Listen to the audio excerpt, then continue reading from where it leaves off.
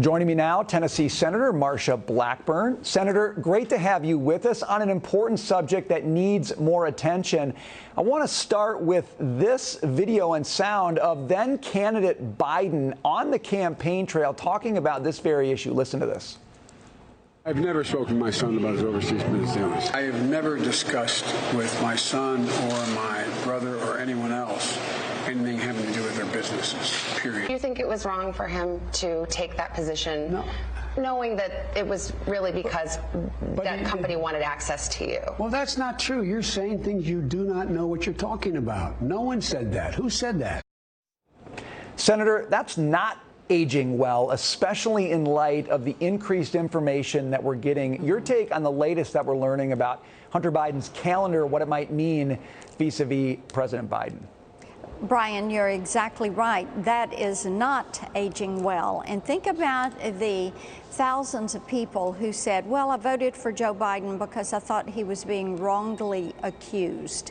And now they find out, not because something somebody said or anecdotal or innuendo, but from Hunter's own computer in his own calendar, that yes, indeed, Joe Biden met repeatedly, the 30 meetings you referenced, the fact that Hunter worked for a 5-year period with a Ukrainian company and a Chinese businessman, bringing in $11 million through that relationship, 5 deals they did with the Chinese companies, $31 million. Biden Incorporated has benefited from these relationships, and it appears that Joe Biden was aware. Why else would Hunter Biden be taking his business partner to meet with the then vice president and would do that repeatedly? It wasn't something that was just once or twice. This was a pattern of action. And that is what people are saying. This needs to be investigated, and Joe Biden needs to clear this up. Senator, are Republicans setting the stage for that kind of investigation? If, in fact, you take back Congress this fall, what can people expect in terms of a real systematic investigation of what's going on here?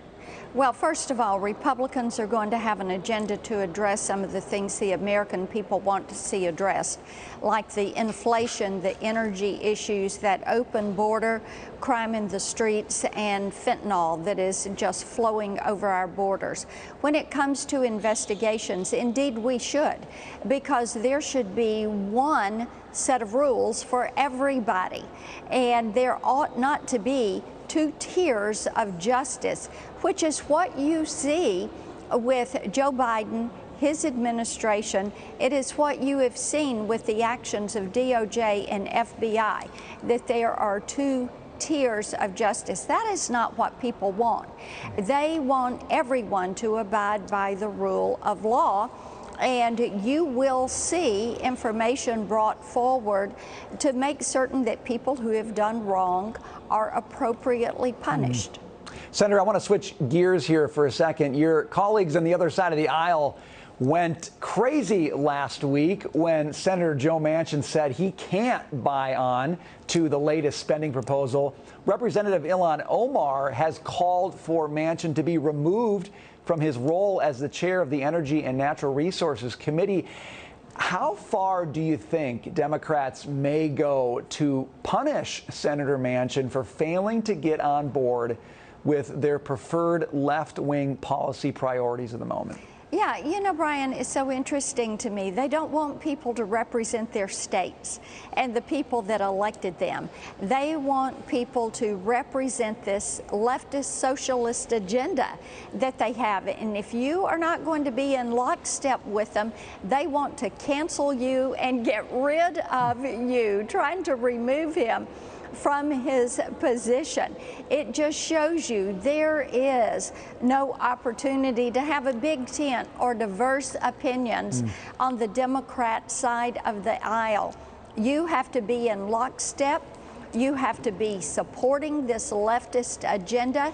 And if you were to even say anything in opposition to it, like Manchin and others have done, look at the way you're treated. Right. No diversity of opinion. No, and they ought to be thanking him because he might save him from even worse inflation. But that's a story for another day. Senator, we have to leave it there. Great to see you. Thanks for being with us. Good to see you.